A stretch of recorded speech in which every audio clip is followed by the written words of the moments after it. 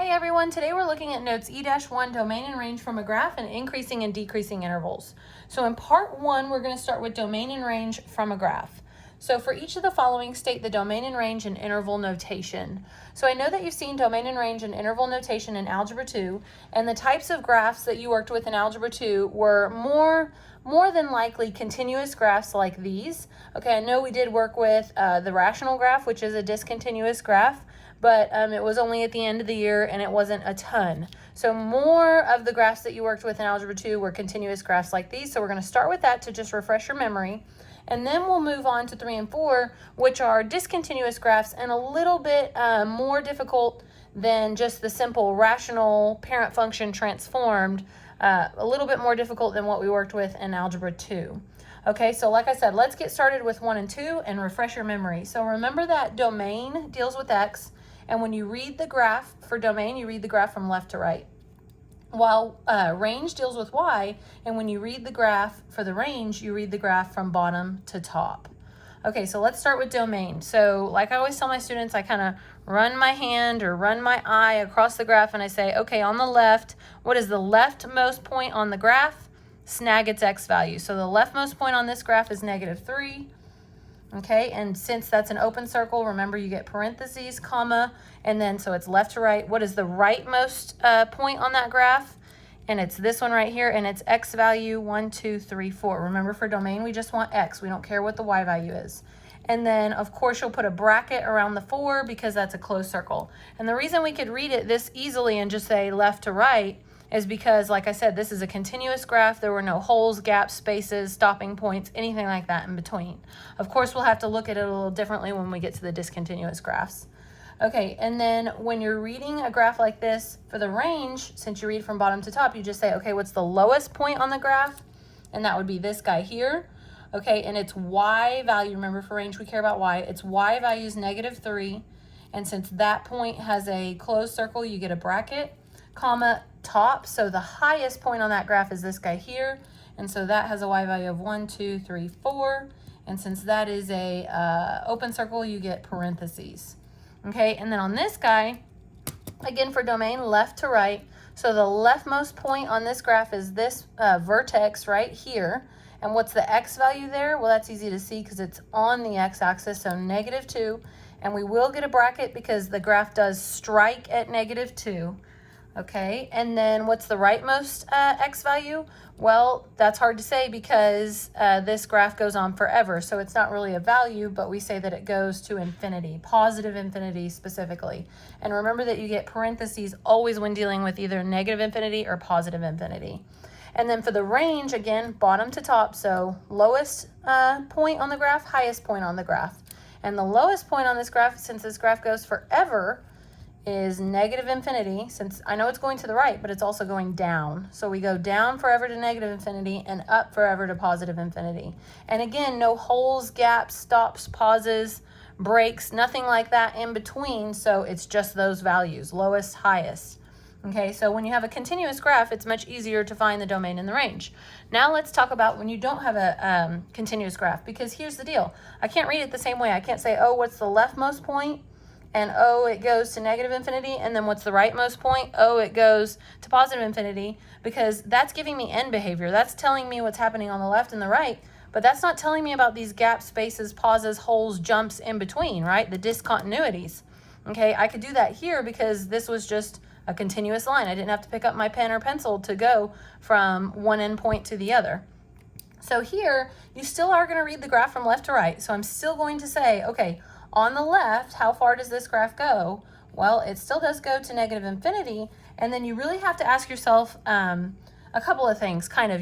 It depends on who you are and how you think about domain, but you can ask yourself different ways of processing this. So how I think of it is I think, okay, what X values are being used by this graph? And all the negative X values are being used until I get here. I look at this piece of the graph and I start with this piece and I say, well, this piece goes forever left and it's really continuous until it hits this asymptote.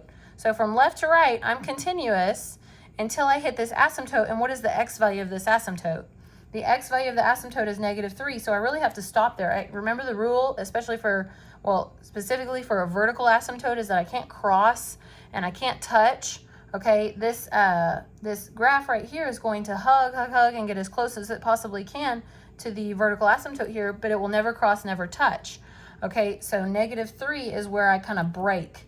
Okay, and then this is called union width, but I usually call it like joint width or something like that, but that's why it's a U. So union width meaning the graph picks back up eventually. So yeah, it doesn't use this x value of -3, but then this piece right here, so when I'm reading left to right, I first run into this piece, and then I kind of finish that piece off, and it doesn't go further on the x-axis, and then I ask myself, okay, past the asymptote, again, I'm still reading left to right, past the asymptote, the next piece I run into going left to right is this piece. And again, this piece will hug the asymptote here at -3, so I start back up at -3 because that piece is going to get as close to -3 as it possibly can without touching it. And then this piece is going to use every x value, right? I don't have any pauses, breaks, stops, nothing until I get here. And so here you might think, oh, so then +2 on the x-axis, that's where my graph stops. But the answer in this case is no. This is you know, I wouldn't say special because it does happen often, but this is kind of a funky case to where, yeah, you might want to say, well, this piece right here, it ends at x equals 2. Well, yeah, you're right, but the question when you're asking yourself, what's the domain? The question actually is there any point? Is there any point on the graph that uses the x value of 2? And I know this piece doesn't use the x value of 2 because that's an open circle, but this piece does. Okay, so you can't say the graph stops at +2 because yes, this piece stops at 2, but this piece picks back up at 2 and it keeps going to infinity forever. So you actually say positive infinity. The graph uses, this is really saying not that the graph goes from -3 to infinity, because technically you have to pick up your pencil, there's a discontinuity there, okay, to get from this piece to this piece, but that there's a point on this graph that uses every x value from -3 to infinity. Do you see what I'm saying? Okay, so if I call out any number in between this interval, there will be some point on that graph that has that x value, the x value that you call out. Okay, so hopefully that kind of makes sense, and I think the more we do it, it'll cement in your brain. Okay, still for range, I read bottom to top. Okay, so I'm still asking, what's the lowest piece or what's the lowest part of this graph? And actually there's two pieces, because this piece, while it kind of is slower going, well, it's definitely slower going, it still is going to go down forever. This piece is not only going left, but it's also going down. Now, there may be a horizontal asymptote here, but there can't be.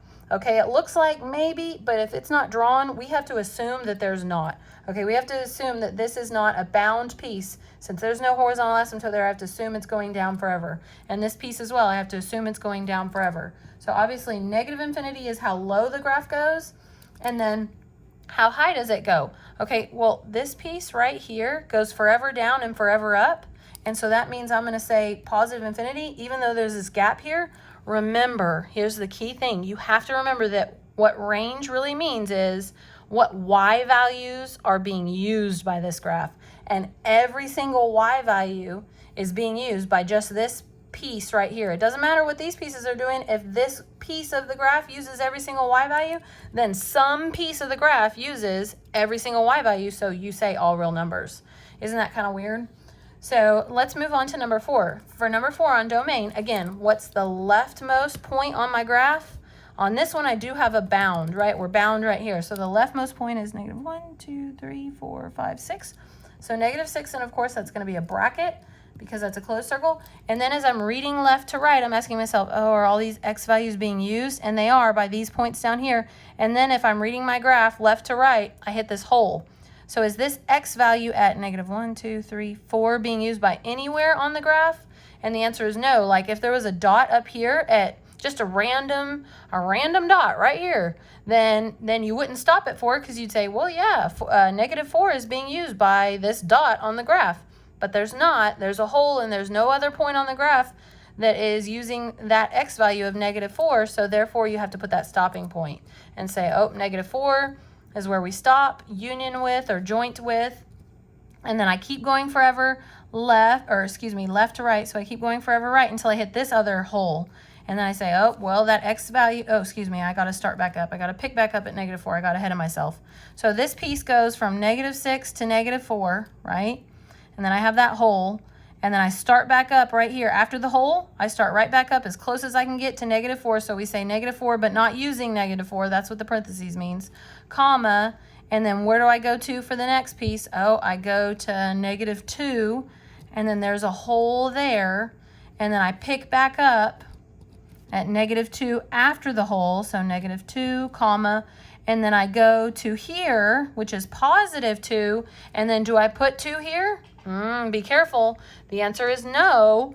Okay, or excuse me. No, I don't put 2 here because I use the x value of 2 and then I use everything past it. So I know you have to jump to get to the next piece, but again, the question is what x values are being used on the graph, and that answer would be everything from -2 to +infinity is being used. I'm not saying find the jumps, find the holes, like write the discontinuities down. That's not what we're doing. We're saying what x values are being used by this graph, and you can put any x value in the range from -2 to infinity in this interval. I shouldn't say range because domain and range. Okay, so in the interval from -2 to infinity, I can pick any value, call it out, and there would be some point on the graph that uses that x value. So hopefully that's kind of making sense to you. And then the range, bottom to top, so the lowest piece is this one, and I believe that's -7. 1, 2, 3, 4, 5, 6, 7. So -7 and bracket. It's kind of hard to see there because we're so meshed together.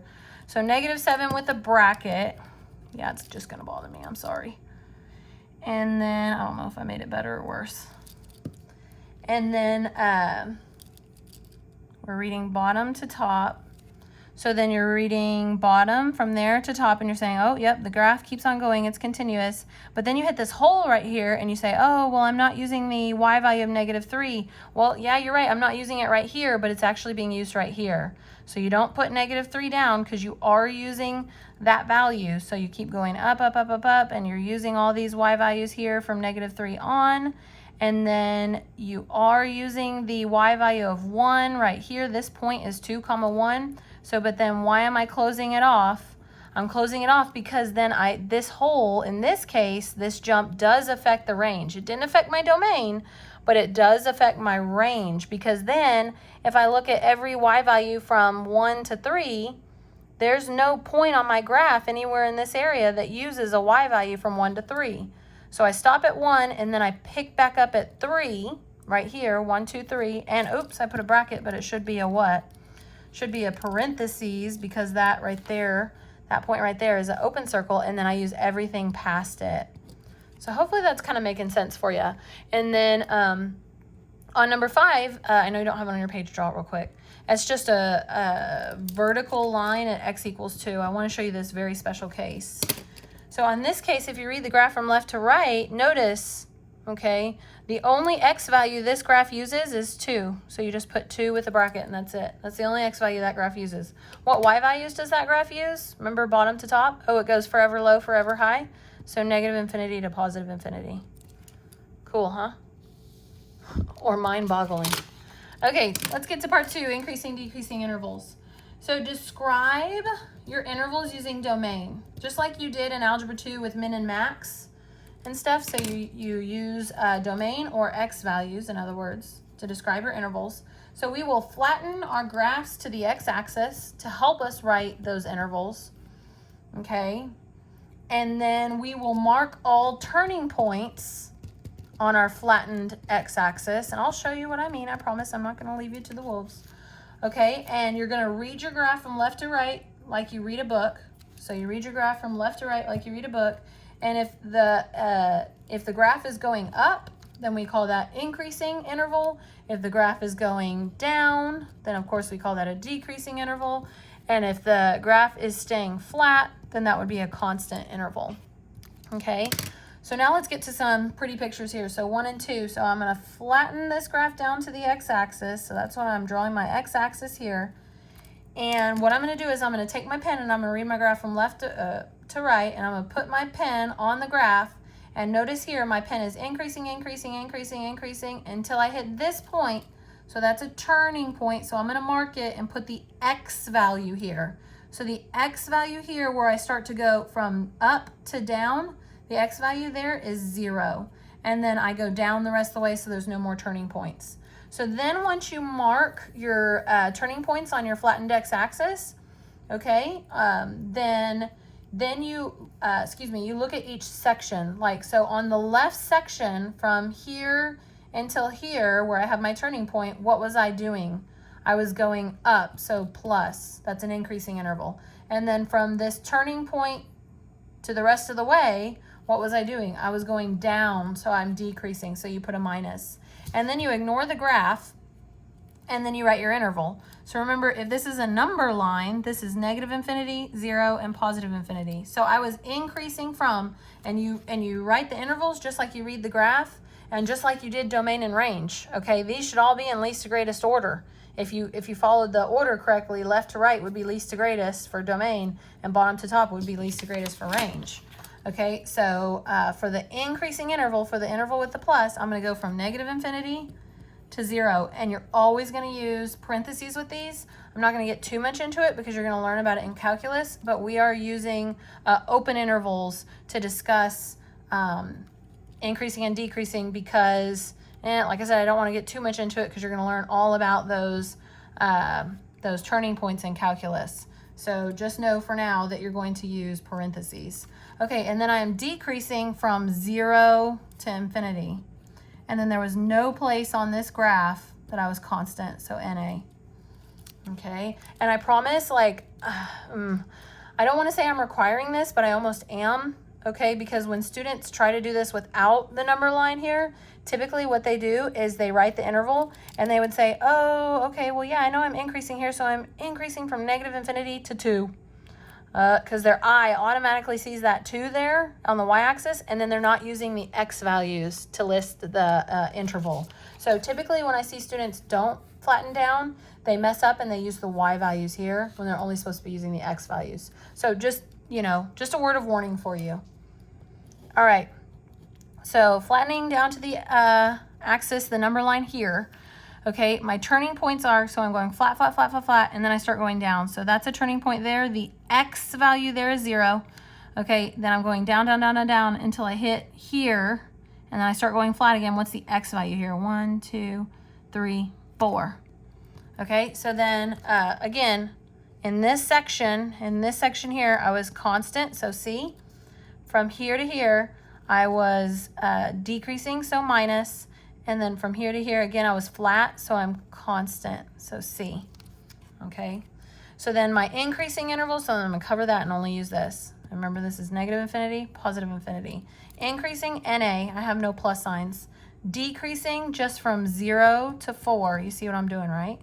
And then constant, remember left to right, so negative infinity to 0, and then union with 4 to infinity, that's where I was constant. Okay, and then let's flip over. Number 3, and flatten this sucker down.